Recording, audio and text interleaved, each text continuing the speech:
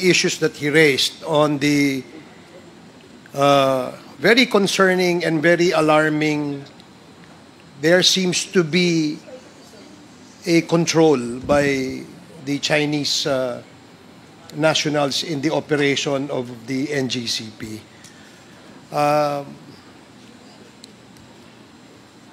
Kaya earlier, I was asking if the shareholders' agreement was submitted to the committee, because most of my questions that I'd like to propound are based on the information that is stipulated in that agreement. However, in the absence of that, I'd like to pursue the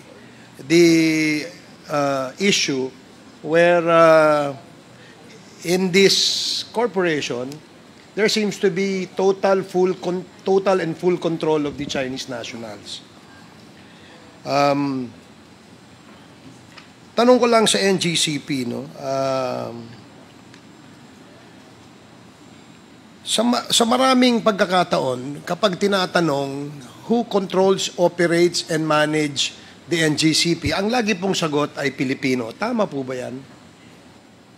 Tama po, Your Honor. Okay. So, pinaninindigan ninyo na ang merong management, control, and nag-ooperate ay Filipino. Opo, Your Honor. So, ang ibig sabihin po ba nito na ang Pilipino ay siya yung may desisyon, yung kumbaga huling pa siya doon sa mga decisions that the NGCP makes? Opo, Your Honor. Okay. So, Pilipino lahat yan? Opo, Your Honor. Okay. Kasi kanina, nabanggit ni Congressman Suarez na doon sa desisyon sa pagbili ng lupa, paghingi ng approval, ang nagre-rekomenda ay ang isang Chinese national. No? So, that's the reason why I said earlier, this is very concerning and alarming. Bakit sila yung nagdidesisyon? Di ba dapat Pilipino ang nagdidesisyon dyan? But sabi nga, gaya nga ng sinabi mo, Pilipino ito, no? Doon sa mga nakaraang hearing, lagi po natin ini-emphasize that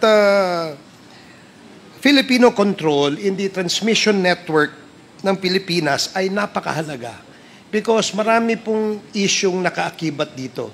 At ang pinaka-importanting issue dito ay yung national security. Tama po ba? Do you agree with me? I agree, Your Honor. So you agree with this representation that full control, full management of the transmission, national transmission, must be in the hands of patriotic Filipinos. Nag-agree po ako, Your Honor. Nag-agree kayo dyan. Sige. So, matanong ko lang, ano ho ba sa inyong pananaw ang relasyon ng transmission network sa national security? If I may be educated, Mr. Chair. Sa inyong pananaw, sa NGCP, anong relasyon nito? Anong kahalagahan?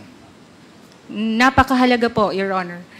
Dahil katulad nga po sa mga nakakaraang House Committee on Energy hearing, si Kong Dagook talagang sinasabi niya parang basic necessity na natin ng power. Dati, food, tubig, bahay. Pero ngayon, power. Kaya po, sumasangayon ako na napakahalaga ng transmission network po. So, salamat at isa kang ring patriotic Filipino na sumasang-ayon na itong transmission network ng ating bansa ay dapat nasa ilalim ng kamay ng mga Pilipino. Sa present situation and setup ng NGCP, masasabi mo ba na ang transmission network ng Pilipinas